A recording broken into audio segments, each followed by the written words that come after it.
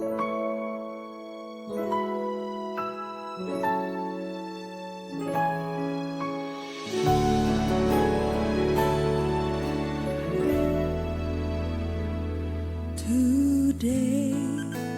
I will walk with my hands in God. Shalom, selamat pagi Bapak Ibu serta saudara-saudari dimanapun Anda berada. Hari ini hari yang spesial buat kami berdua karena hari ini 17 tahun pernikahan. Jadi pada hari ini 17 tahun yang lalu kami berjanji seia sekata hidup di dalam pernikahan kudus sampai maut memisahkan. Hari ini kita akan bersama-sama merenungkan satu kebenaran firman Tuhan, yaitu bagaimana kita menjaga komitmen dalam pernikahan. Bapak Ibu, banyak orang berpikir bahwa jatuh cinta itu miliknya anak muda atau milik anak ABG. Hanya anak ABG lah yang jatuh cinta saja. Lalu kalau anak-anak muda kita sedang jatuh cinta, wah mereka rasanya berbunga-bunga. Di mana-mana ada bunga-bunga begitu. Lalu kalau sudah menikah, kok rasanya aneh kita bicara cinta dalam pernikahan. Nah, Bapak Ibu, sebenarnya pemikiran inilah yang membuat kehidupan pernikahan itu biasa-biasa aja. Seharusnya ketika kita sudah menikah, cinta itu semakin hari semakin tumbuh, semakin besar. Kita semakin mengasihi dan kita juga hidup saling mencintai. Lalu cinta itu kan harus dipupuk, harus disiram dengan kasih sayang, dipupuk dengan perhatian, dan juga ya kita jaga dengan penuh kasih sayang, kita saling mendukung. Jadi dalam pernikahan kita ada hal-hal yang indah. Nah, pernikahan itu adalah kehidupan yang sangat indah yang Tuhan berikan di tengah-tengah hidup kita sebagai umatnya.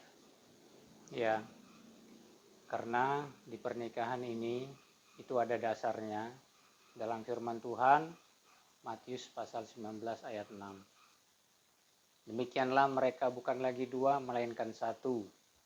Karena itu, apa yang telah dipersatukan Allah tidak boleh diceraikan manusia.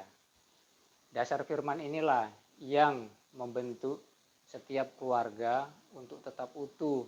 Karena memang dari firman Tuhan ini kita perlu menjaga keutuhan rumah tangga yang sudah kita bentuk. Tetapi memang dalam pernikahan, apalagi di awal-awal pernikahan, kita dihadapkan dengan situasi yang real ya. Bukan seperti pada masa pacaran semuanya indah ya. Hal-hal yang tadinya tidak sesuai dengan selera kita atau dengan pikiran kita dianggap itu biasa, tidak apa-apa, karena masih suasana pacaran. Ketika menikah itu bisa menjadi satu hal yang memicu pertengkaran hebat ya. Nah, contoh di keluarga kami, waktu masa awal pernikahan saya masih bekerja, senjatanya adalah pena gitu kan. Nah, pena ini kalau sudah dipakai oleh istri tercinta ini, entah kemana kemudian pena itu ya. Ketika saya butuh untuk digunakan untuk bekerja, wah bercari-carian kemana-mana. Waktu itu hanya karena masalah pena bisa menjadi pertengkaran hebat ya. Kemudian juga pada saat awal-awal pelayanan, kami tinggal di kebun, jarak dari rumah ke tempat pelayanan itu ya jauh ya, makan waktu. Di awal pelayanan saking semangatnya Ibu Pendeta ini, pelayanan nomor 1 ya, keluarga nomor 2. Wah, saya tidak terima begitu ya. Tuhan pun tidak terima yang seperti itu. Tuhan senang kita layani, tetapi tidak meninggalkan atau tidak menelantarkan keluarga. Jadi saya bangun pengertian dengan Bu Pendeta, berapa jarak tempuh kita ke lokasi pelayanan kita, berapa jauh, berapa waktu yang dibutuhkan, sehingga kita harus ada persiapan. Bangun kita jam berapa, mandi, persiapan-persiapan lain-lain berapa menit, anak-anak dikasih makan, diurus dengan baik, baru kita berangkat. Ya. Sehingga pelayanan berjalan dengan baik, anak-anak, keluarga tidak terlantar. Enggak. Pada awalnya itu tidak mudah untuk menerima itu, ya. Tapi karena kita berkomitmen, keluarga ini harus bahagia. Karena apa yang sudah dipersatukan oleh Allah tidak boleh diceraikan oleh manusia. Masa kita ya yang sudah mengucapkan janji suci itu, janji itu bukan hanya di depan pendeta dan jemaat, tapi di hadapan Tuhan, di hadapan Bapa di sorga. Kita peliharalah janji suci itu. Bagaimana kita memeliharanya? Sebagaimana kita jatuh cinta pada masa pacaran, itulah yang kita buat dalam kehidupan rumah tangga kita. Jatuh cinta berkali-kali. Sehingga kita merasakan bagaimana Tuhan mengirimkan pasangan hidup bagi kita itu betul-betul inilah pilihanku. Ya, tidak ada kata menyesal bagaimana. Kayaknya bukan pilihanku lah ini. Kayaknya ini bukan jodohku ini. Jangan, ya. Tuhan berikan pasangan hidup bagi kita itu yang terbaik. Tuhan menolong kita, ya. Pasangan hidup itu menolong kita, menyempurnakan kita, ya. Jangan kita berpikir kok pasangan hidup ini tidak sempurna.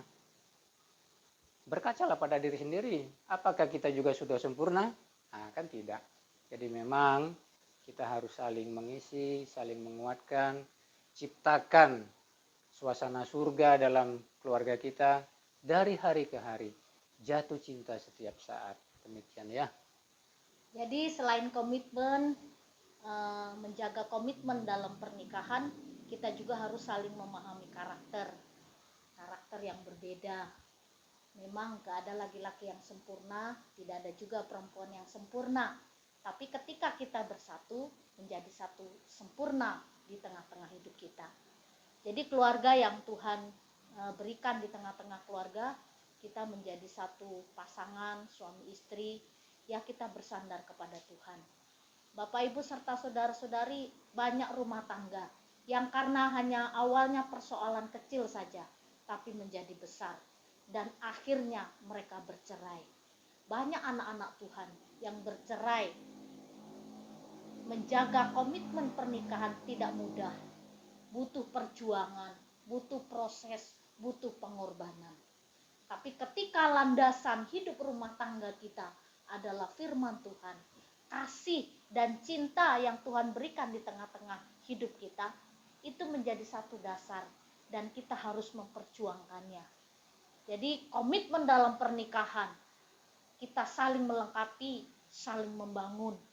Bawa Tuhan di tengah-tengah rumah tanggamu, sehingga persoalan demi persoalan, sehari demi sehari kita bisa lewati bersama. Hari ini kami 17 tahun pernikahan. Saya rasanya tidak mau berpisah sampai maut memisahkan. Apapun yang terjadi, dialah laki-laki yang terbaik yang Tuhan berikan. Saya juga percaya, begitu juga dengan suami saya, dia menerima saya apa adanya. Kami tidak sempurna, tapi ketika kami berdua menjadi satu, menjadi sempurna dalam hidup. Mari kita berdoa. Bapa di sorga, terima kasih untuk kasih-Mu lewat rumah tangga kami. Berkati rumah tangga kami dan rumah tangga setiap orang Kristen, supaya tetap menjaga komitmen di hadapan Tuhan. Berkatilah rumah tangga kami semua. Dalam nama Tuhan Yesus kami berdoa. Amin. Amin. Selamat pagi, Tuhan Yesus memberkati. Hari bahagia dalam hidupku